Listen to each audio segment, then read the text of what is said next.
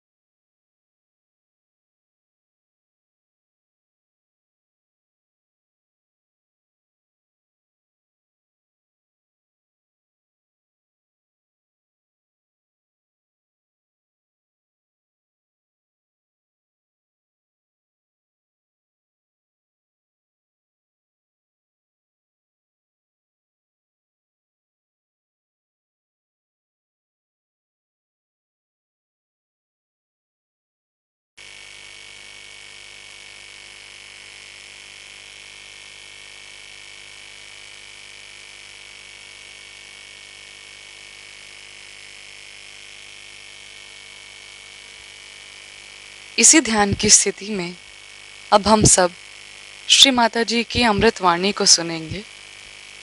In this meditative state, let us now listen to Shri Mataji's Amritvani.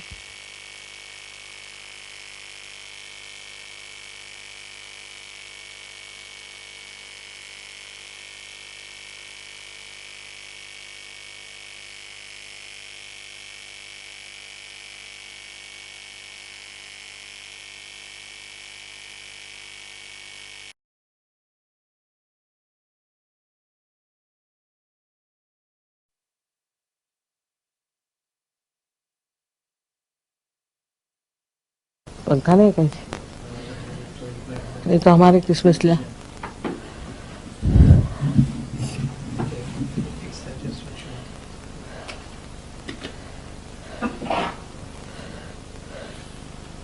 हम करेंगे.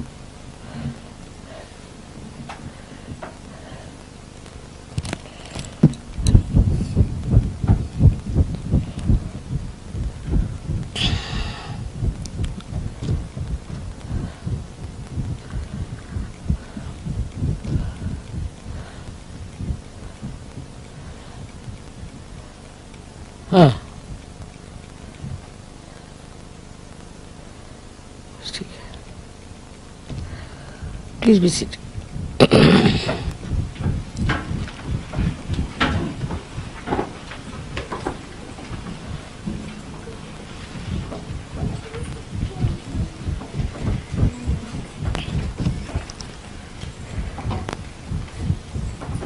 I see many more New Zealanders. Very happy to see all of you here.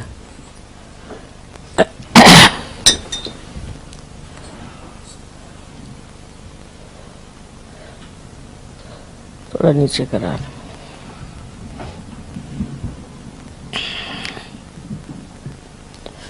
Today I thought we should have Mahasaraswati's Puja would be a good idea.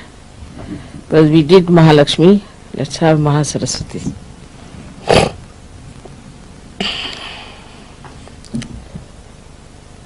So, Mahasaraswati principle is on the right side, as you all know. First is the Brahmadeva's principle, which is the Saraswati principle. And then this Mahasaraswati takes you to the principle of Mahabrahmadeva, called as Hiranyagarbha. Now this Hiranyagarbha principle is very important for Sahajogis. First of all, those who think too much or those who create too much without realization, those who express themselves in poetry or in literature or in music, you can say, in paintings, in all kinds of arts. If they are not realized souls, then they go to the left, to the extreme, or to the right. So for example, if there is an artist, if he goes to the right, gradually his paintings will become extremely violent expressions, would be very much showing something very violent. And also, rather I would say, he would be a man who would be inflexible. He'll have his own style, he can't move into another style, he will use the same style and he will not get into any other style. Kind of a austere nature he develops in his productions, and then when he gets tired of it, then he will take to something you can say like abstract art, But without realization, the abstract art can be something very absurd and funny. I have seen the extremes of it. That I have seen people who put big canvases on the ground and poured lots of oil paints one after another and roll over it. It's supposed to be a painting. They say this is spontaneous because they fell on it or they rolled on that, so it's spontaneous painting that's come out.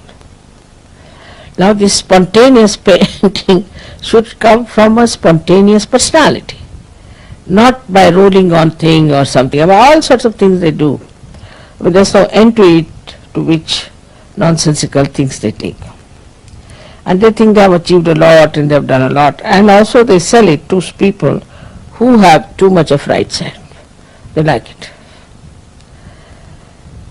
So they put in lot of effort to create this kind of a painting. Also the today's pop music also, which is very aggressive, is from the same outcome, because you cannot ascend, so you move to your right. And this pop music then starts now, it's becoming so horribly noisy, I don't know what to call it, absolutely it can deafen your ears if you listen to it. And the whole thing is, the whole gestures and all that are so ugly and so aggressive, as if they are going to eat the mic. Sometimes I feel the way go on with the mic and things like that. And see, then these people also impress such people who are very right-sided, and so they become popular. But the popularity is not the sign of real success. It will come and go away. All such artists and painters come and go away. They have no standing. They they are there for a short time, and then the history talks about them, those who have been in the center, never about the people who went to the extremes. God knows how many must have come and gone, and those who are today also painting or singing in that way, tomorrow they will not be known. One after another, you see, the craze comes in, one comes, then goes away, another. So they are crazy people, and they create a craze, and the crazy like them enjoy the craze. So it amounts to something that is just wasteful, creates no impression in the history.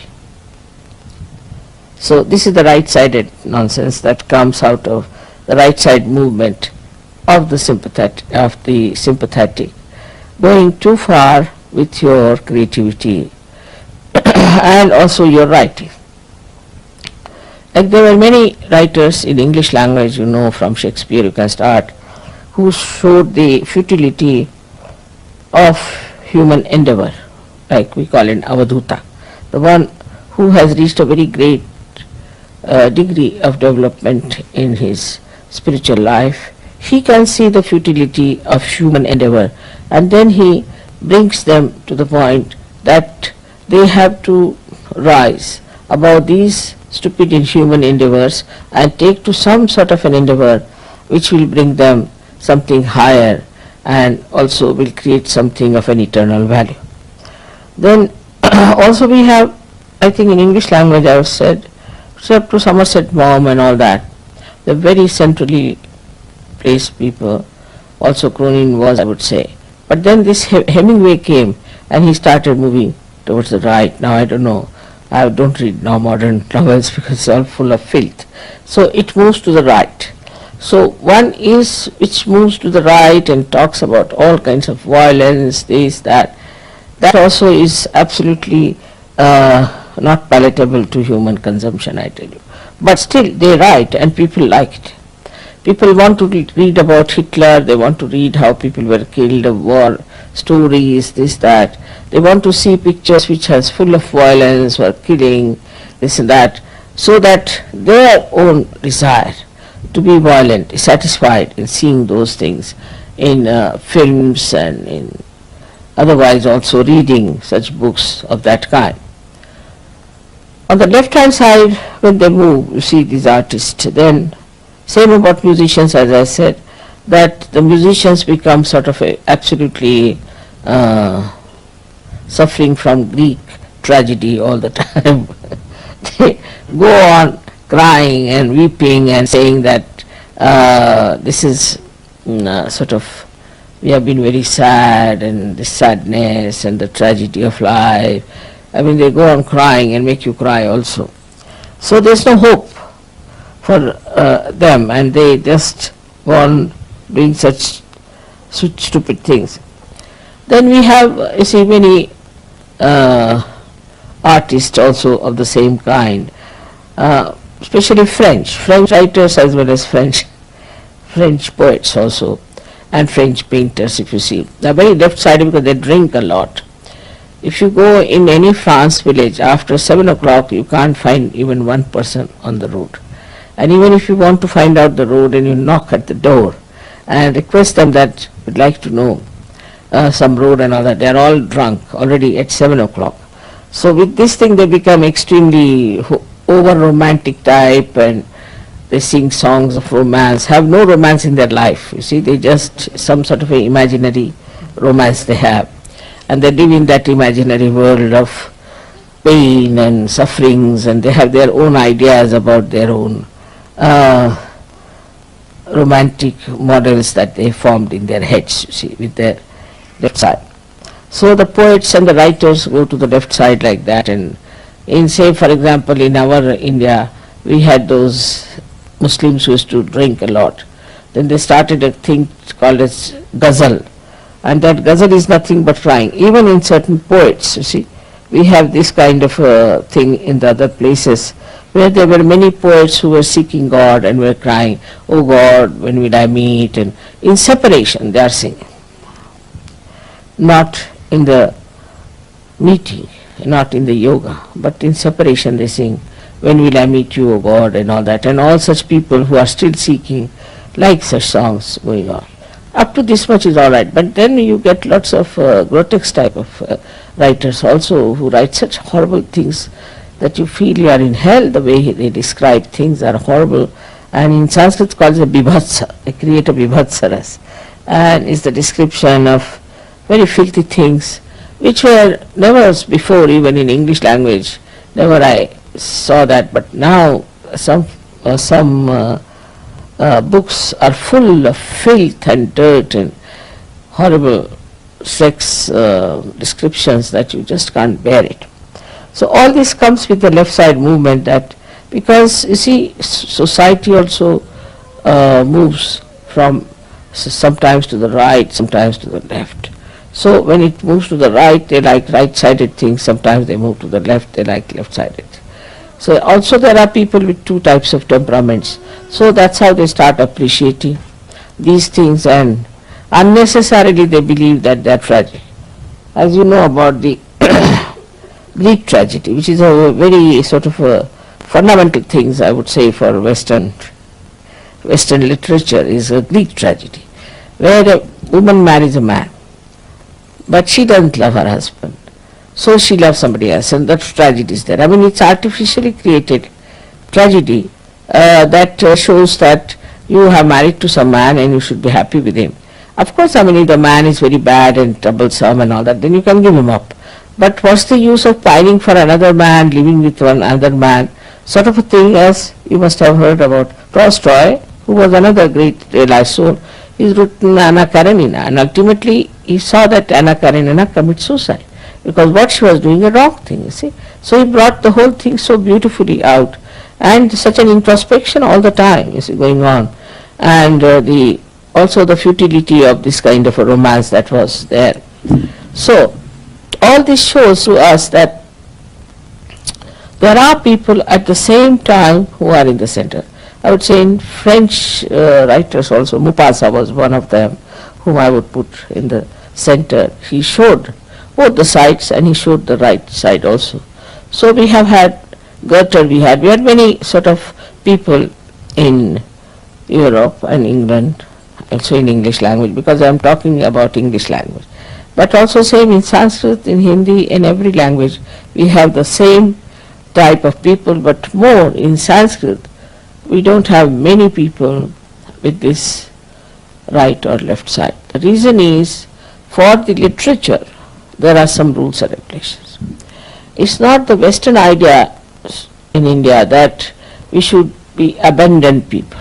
That's not accepted. So even in literature, there is a kind of restriction. What is a literature? Sahitya is called as Sahita, means which will be benevolent. Sahita means which will be benevolent. If it is not benevolent, then it is not Sahitya, it's not literature. Then it is trash. So that restriction, you see, which is there, which is given to us by great saints and seers, is still accepted. Of course, some people deviate a little bit they deviate. But once they deviate, it goes out of the society. People just don't read it. Say, for example, some people must have written this Kama Sutra or something long time back.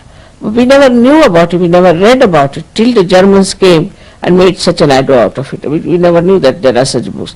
Even now, I don't know who wrote it, or I've never read such a book, I've never seen it with my own eyes. But we have heard about it, that people wrote such things. But actually, if you ask an ordinary human being in India who is maybe a scholar also, he will say, what's that? I have never heard about. But the Germans or the Japanese very particular on these things. They want to find out all such things. So these creations of ugliness, I should say, or of vulgarity, all these are a compensation for people who are very right-sided also. Because the right-sided man will always take to drinking.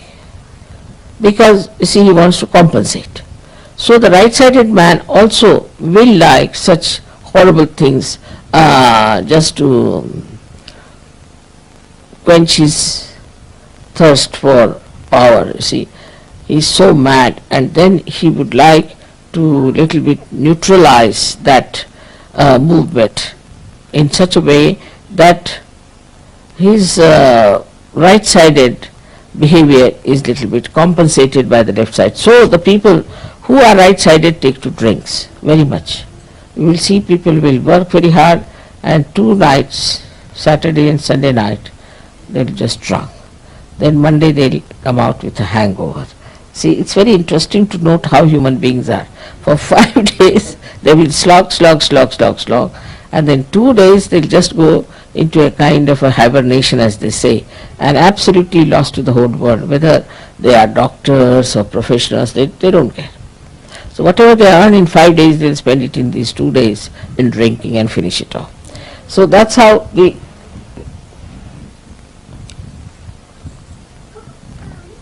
total gain in all that creativity comes. Now, when these extreme things start showing results, and then the artist gets just fed up with this kind of thing going on all around, he sees and all that, then within him rises a subtler attitude towards creativity, towards art, towards books and all that. And then he starts in that reading about the true knowledge, pure knowledge. He wants to see paintings, or he wants to listen to music which sings of divine or divinity. Whole that madness makes him really think that now we should start doing something better. And then the Mahasaraswati principle starts working out. But in that also, when they start thinking of God, they fall into traps. Like, you see, somebody might fall into some sort of a religion. Now, as you know, these religions so-called are just money-oriented or power-oriented. They are not at all, in no way, spirit-oriented. That's the reason when they are not spirit-oriented, what they give people is a kind of a personality which is all mental. You ask them about Upanishads, they will cite verses after verses. Gita, they will give big lectures on that. hours together. For this Chinmay, you see, if you hear him, he speaks for hours together on Gita. We get tired and bored stiff with his lecture. He can speak about it. But nothing inside. Nothing inside. And whatever they speak has no effect on others also. Because they are not awakened people, they are not connected with the divine, and whatever they do is just mental. So when the Mahasaraswati principle is awakened, you start seeing it clearly that this is mental, this is not the truth. There must be something higher.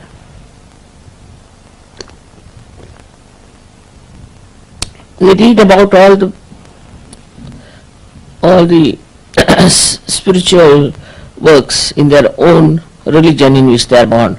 Then they start moving out and reading about some other religions also. Then they think that every religion says the same thing. Then it comes to the Agya point. When it comes to the Agya point only, then suddenly they realize that there is something wrong, that people are mentally only accepting this religion, and there must be something beyond this. At that point, if somebody gets the realization, he just sticks to it.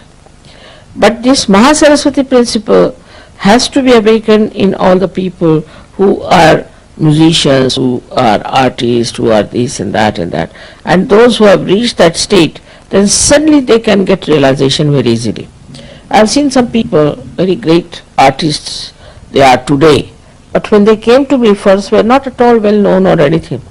But when they came to me while singing only, they got their realization. Just singing. Or there was one gentleman who was just playing tabla before me. I was not so good. All right. And then I was in Pune where I saw him. And in Pune he was playing very well. And I said, he's the same fellow. But somebody said, no, mother, he's not the same. He was not such a great player. I said, all right. I had taken some flowers for these musicians, so I sent it. He came running and touched my feet. Mother, have you not recognized me or what? I said, I have. That's why I brought you the flowers. I didn't know what to say. But the way he had improved now, he is a world famous tabla player. World famous. It has happened with many others also, with the Sarot people, with the star people. So many people have achieved a lot. Musicians, they, after coming to me, they have asked me that please do something that we should be able to enhance our creativity. I just take to search, that's all. And when they were awakened, very surprisingly, today most of them are very well-known musicians and very famous in India. Of course, the Western musicians, I don't know where to lay my hands because I don't know till the way they are screaming these days. I think their throats will be out, maybe something, then they might come to me. But on the whole, my own idea is this.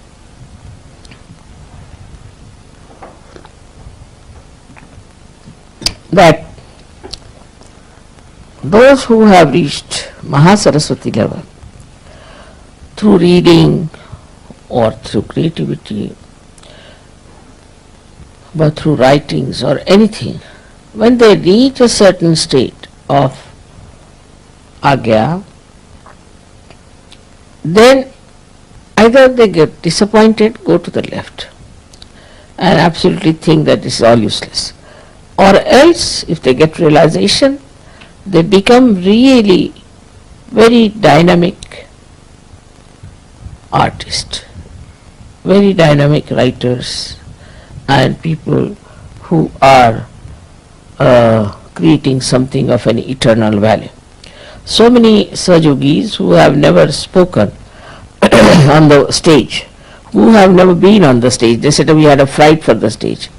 They all, surprisingly, now have become great orators and speak very well and know so much. So this is the Mahasaraswati principle.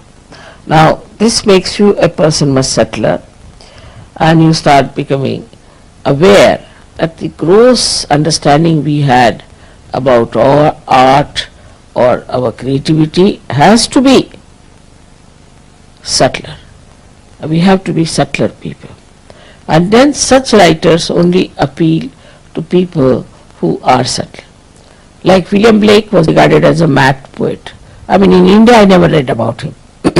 I did read on my own, but in the colleges, university, they never had William Blake, or in any book as such there was no William Blake. But when you go to these people and talk to them, there was one called Munro fellow. He has translated Gita into English.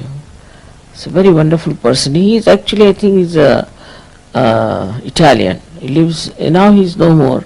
He lived in near Cambridge. I went to see him. He was very anxious to meet me.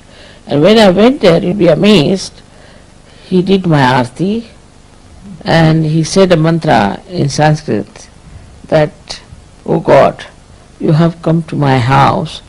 What have I done in my previous lives that you are in my house?" Such a beautiful poet, you see. And he said in Sanskrit language.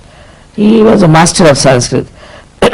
So I asked him, from which book you have taken this couplet? He said, I have composed it myself. So beautiful it was. And then he said certain things from Gita and all that. And he said, Mother, I don't know, you might be, he was very old that time, he was 8 years of age. He said, Mother, maybe you might be able to change this English, but I don't think I have done anything. Even when I translated Gita, they are just reading only, reading Gita, that's all. So what's the use of my translation? Just like Bible now, they are reading word by word Gita, so finished. What's the use of doing this work? And he was so disappointed with the whole thing. So he said, what will you work out? How will you work out? I said, all right, I'll try. He said, of course, you are there, you are an incarnation. He just recognized me. I know you'll work it out. He wrote a very nice letter to me also. And then he died. But such a nice man, and he suffered a lot. Nobody tried to understand him. He said, I talked to so many scientists and things, and they are absolutely useless and very superficial. So I don't think in this country of England you'll be able to do much. It was a very superficial country. There were at least 20 English Yogis with me. They were listening to it. He said they are extremely superficial, this language is superficial, they don't know about anything about spirit or anything about Kundalini. But he was a very well-read man, very deep person. And he told me that while he was studying, gradually he felt this Mahasaraswati principle. The way he didn't say Mahasaraswati, but he felt that there must be subtler knowledge. So he took to books like Gita, this, that, and then suddenly he felt that it's all reading again. It's just the same, like translation. Especially when he translated Gita, he was amazed that people were just reading it like Bible. Then he said that, Mother, I don't know how, but one day I was praying to Mother Mary and to the Holy Ghost, and I got my realization. So he was a realized soul, and he saw me in dream, you see. He said, in dream you came and gave me realization. It's surprising. He saw me in dream and he got it. There's another few people who have got it, but especially him, I was so surprised. So when I arrived in his house, he recognized me immediately. He said, I saw you in my dream, you came and you gave me realization, you awakened my Kundalini and you gave me realization. So you can imagine that this gentleman was so beautifully placed, so subtle he was, that at the Agya point, he just got the dream and he got realization. And he said, all the knowledge is now revealed to me so much more. And then he sat down with me. He said, can you stay for some time? I said, I'm now going away. But at least for 5 hours he was talking to me. He was not tired. He would not leave me. Such an old man was sitting at my feet. I was telling him, you sit on the chair. No, I'm very good. I'm very much all right. You're sitting there. So this is what happens with this Mahasaraswati principle developing within us. But we should allow that to grow within us. So in Sahaja Yoga we are not told that we are not to read any book. Not at all. We have to read. But in that book we have to see the subtle points and see for yourself. I don't read any scriptures because I don't need to read. But when I started reading see these intellectuals, what they have to say, I was amazed that they are saying the same thing. There's nothing new. What I know, what I say, that's what they are saying. There's nothing new about it. There's nothing special about it. Just what all the scriptures have said, they have said the same thing, and these people are saying the same thing. But by saying this thing, how are they going to propagate? Nothing. It will be just again something that will happen outside, and it will drop out. It doesn't become part and part of yourself. So it has to become innate. That's only possible if your spirit comes into your attention. There's no other way out. So luckily you all are realized souls, and your Mahasaraswati is very much there. But I would say you must read. Read books of value and understand how it is absolute Sahaja there, how it is there. Anything you take up, you will be surprised that all these books are talking about Sahaja. May not be all of it, but part of the Sahaja is there. All of them talk of some part of Sahaja, but not the whole of it, because they came at different times. And now the Sahaja is the time when you have to know the complete integrated knowledge of this religious thought that was there, complete integrated. And that's how you understand that all religions are integrated. So one should, in Sahaja, after you come, people don't take to any reading, is wrong thing. They should read and understand what others have said, where have they gone wrong, but not these nonsensical people. You shouldn't read these nonsensical people, which you know are nonsensical. But so many, the other day I got this book of the Christian Science. It's all Bible, nothing special about it. They are saying you should not do this, you should not do this and all that. It's all written in the Bible. What new things are you telling? Nothing. You don't need a science for that, it's just there. But they are making money out of it by explaining, and there's no explanation needed. Because that has to come within yourself, is the point, which is not there. So now this Mahasaraswati principle is awakened within us, and we have to read and see the subtle side of this growth of thought, how it grew up and how it became subtler and subtler, and how so many people in the world have contributed to it. So many artists, so many musicians, and so many, we can say, writers who have really contributed to the central path of Sushumna, because they became realized souls. They were realized souls. Some were born and some became, and then they completely wrote about the yoga. For example, Rabindranath Tagore, in the beginning he writes, how, when will I meet you, my friend, and all that, what you call the separation song, we got to be yoga. And then after some time, suddenly he gets his realization, because he becomes subtler and subtler and subtler. Then he writes about his meeting the spirit, and he writes about it.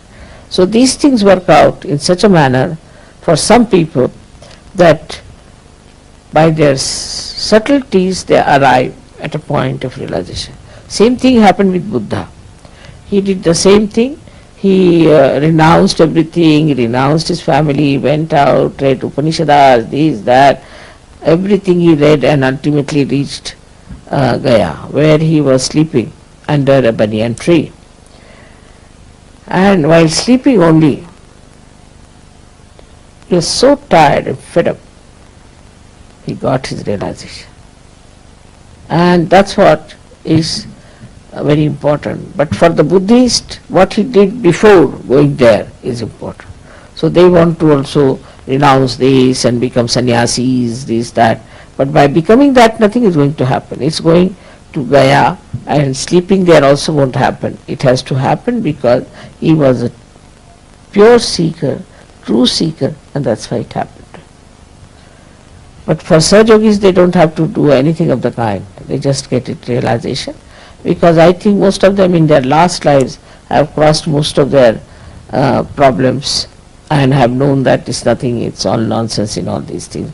Or maybe in this life also they must have realized it's all nonsense, and then they must have come to Sahaja. So it's a very great luck for you that you are here and you've got your realization and that you are enjoying yourself. May God bless you.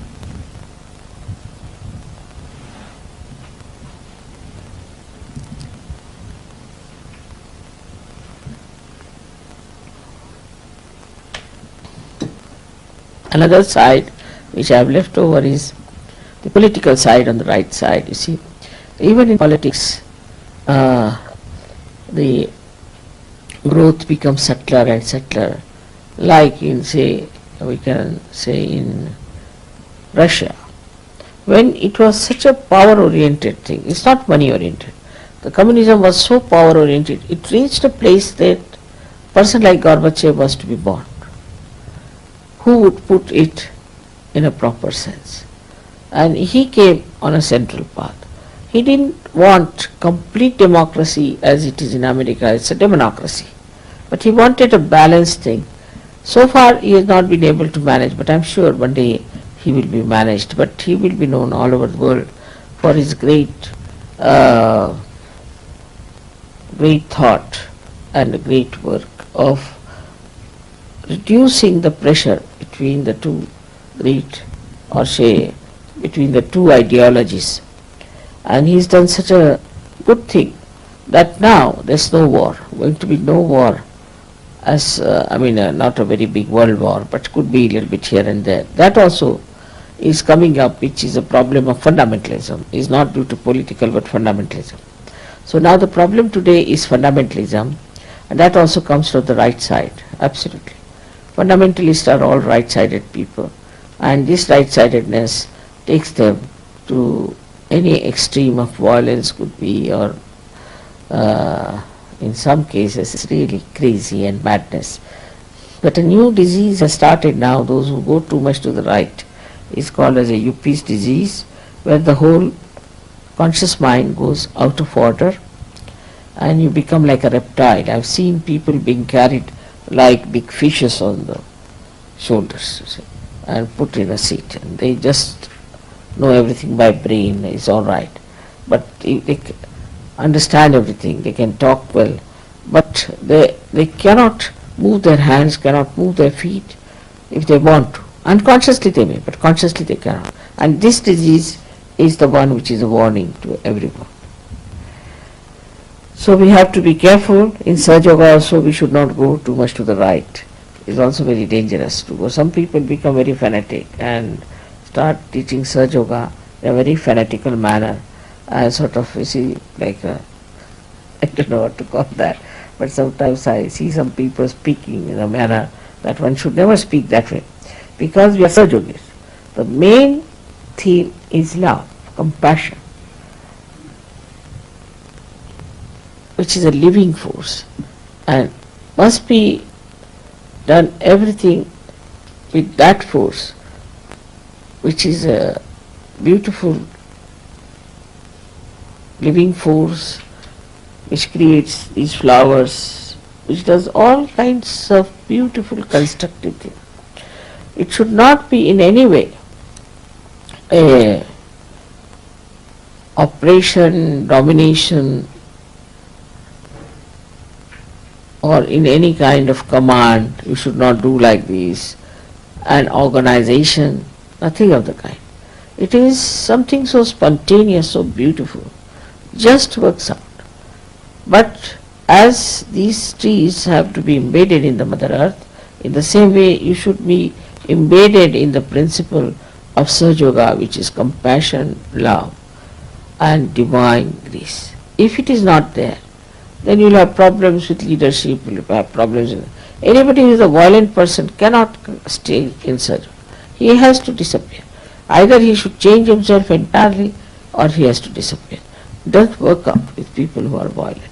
So one has to understand that you may be in any position, you may be anywhere, you may be a very poor person, you may be very rich, it makes no difference for a Sahaja Yogi.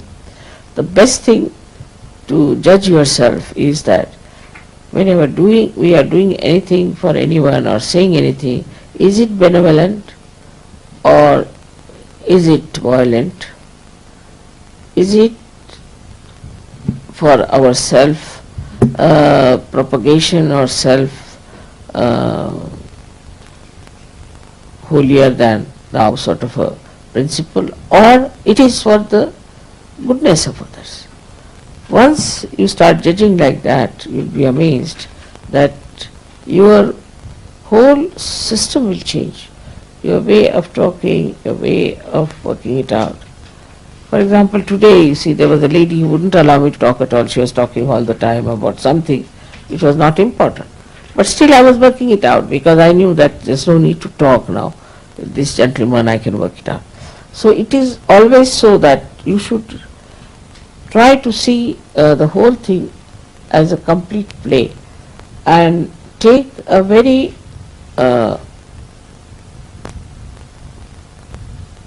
तटस्थ को हिंदी में क्या शब्द होगा Marathi English में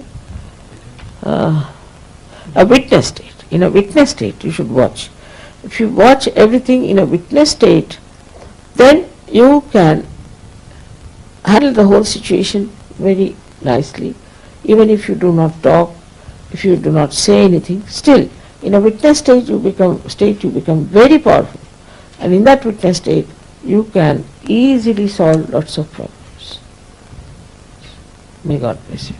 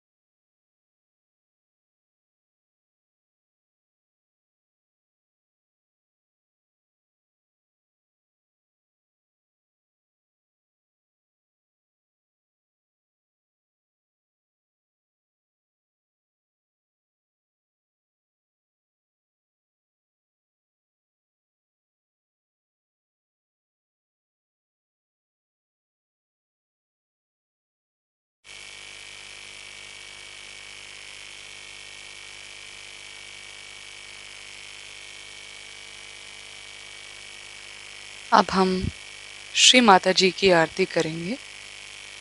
We will now offer Aarti to Shri Mata जी.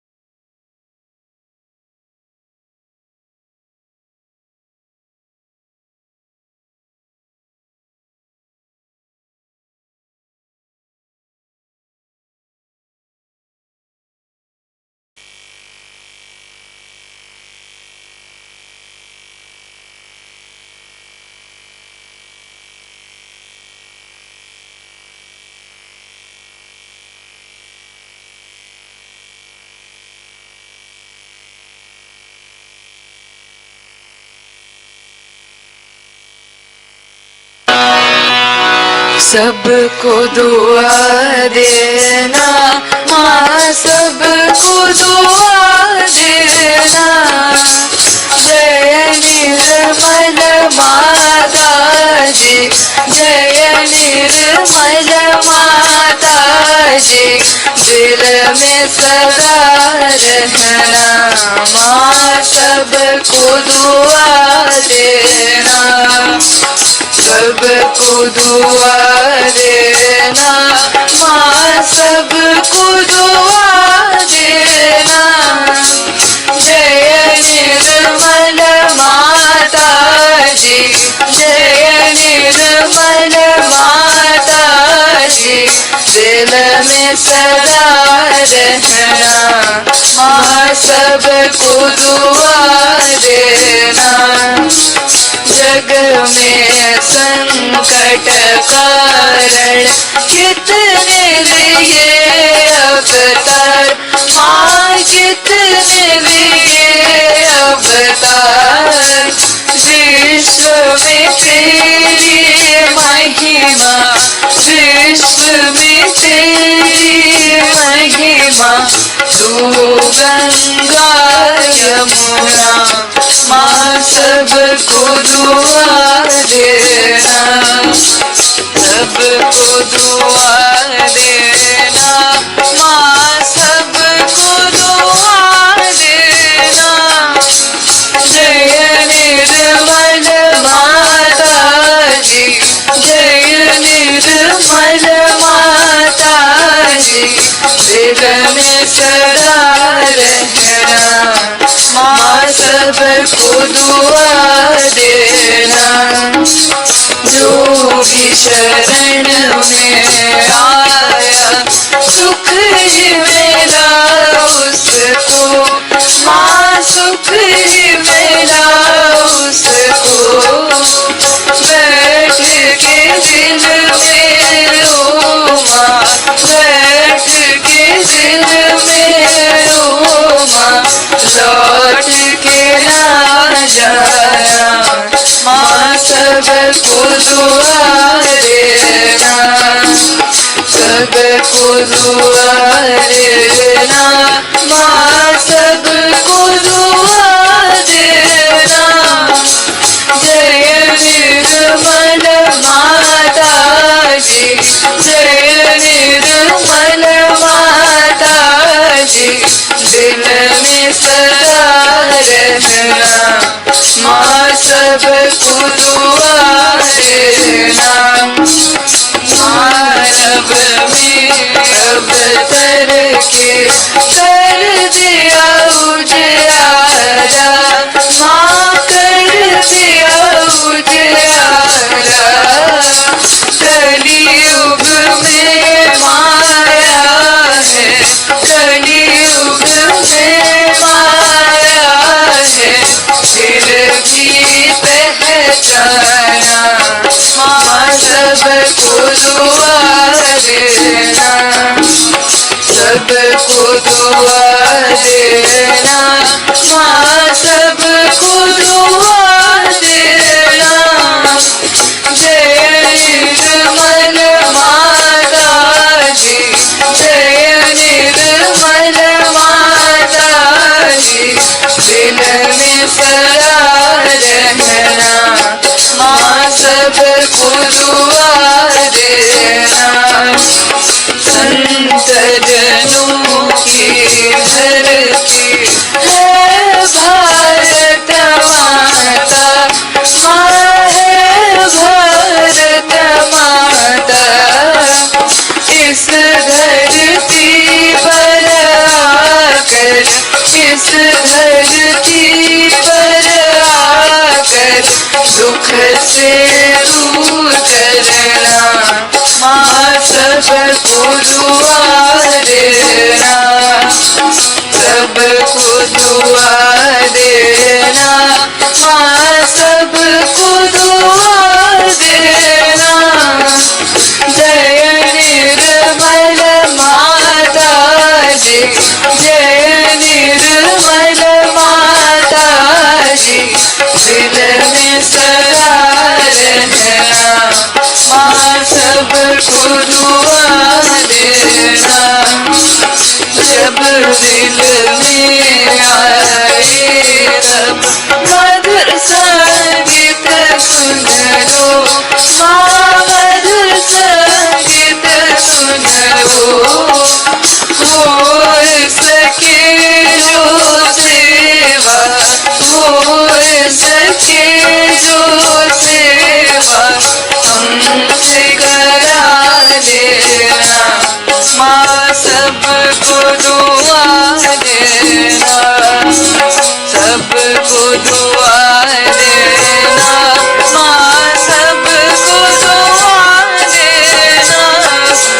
जय निर्मल माता जी, जय निर्मल माता जी, दिल में सदा रहना, माँ सबको दुआ देना, माँ सबको दुआ देना, माँ सबको दुआ देना।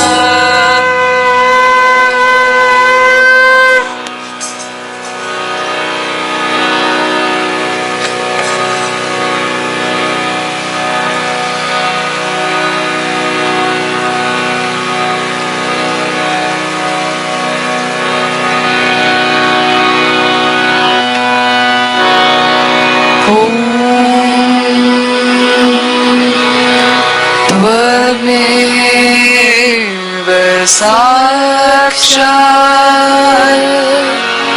श्री महालक्ष्मी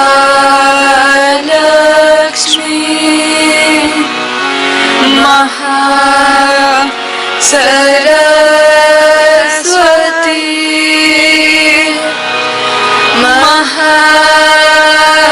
महाकाली त्रिगुणात्मिका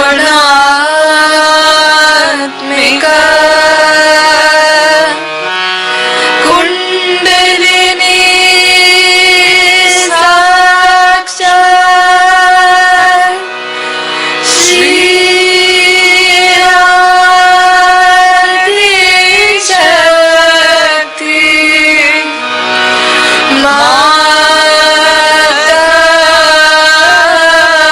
माताजी। श्री निर्मला देव्यै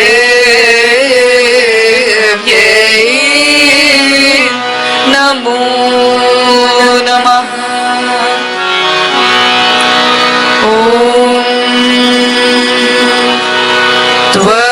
त्वमेव साक्षात् श्री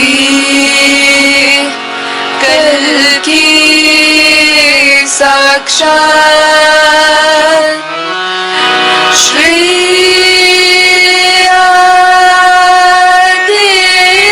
आदिशक्ति माताजी।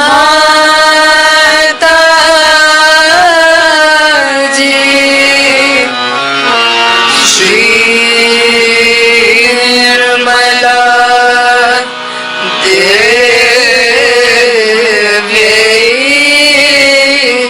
नमो नमः।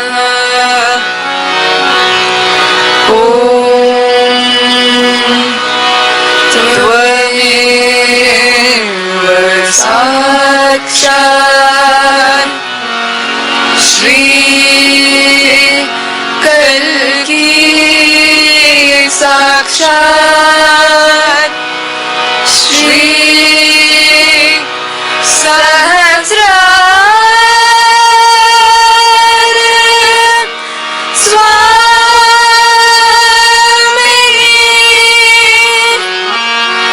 मोक्ष प्रदायिनी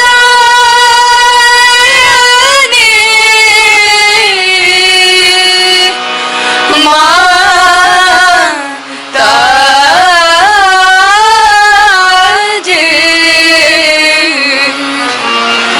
श्री निर्मला देव्यै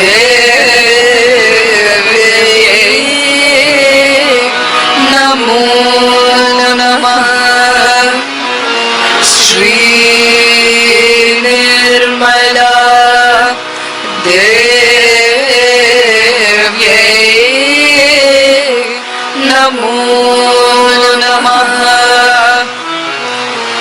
Shri Nirmala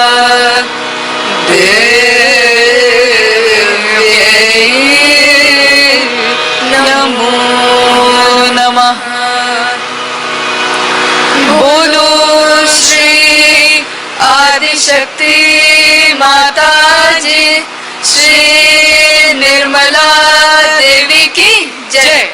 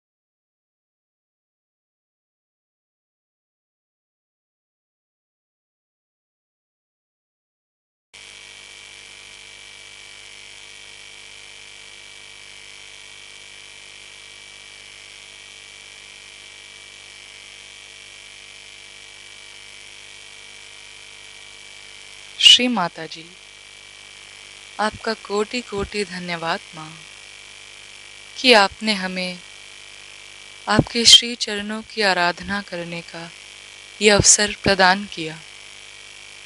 thank you Shri Mata ji for giving us this chance to worship your holy lotus feet. Jai Shri Mata ji.